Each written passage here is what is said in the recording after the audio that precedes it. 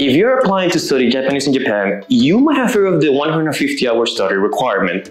Now, while this isn't enforced across the board, certain factors such as your nationality, your age, or even the school you're applying to makes it so that you might be enforced to have them. Now, let's find out more about this 150-hour study requirement and how it might affect you and your application to come and study Japanese in Japan.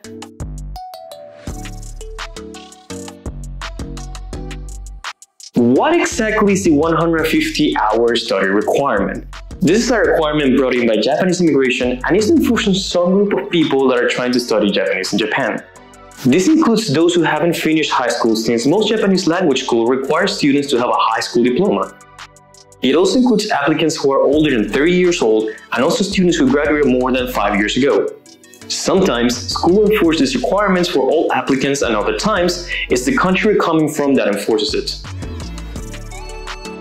What are some of your options to get this 150 study requirement? First, you can study at any Japanese language school that will give you a certification on 150 hours or more, or pass any level of the JLPT exam. Depending on the situation or the school you're applying for, self-studies can sometimes be accepted as long as they specify the material used. However, in most situations, students will need to have a certificate verifying their studies from the school. And for those of you who have studied in an institute or university, the main requirement for this will be having the institution issue a certificate that will state how many hours have been studied during this period. Another option is taking an online course.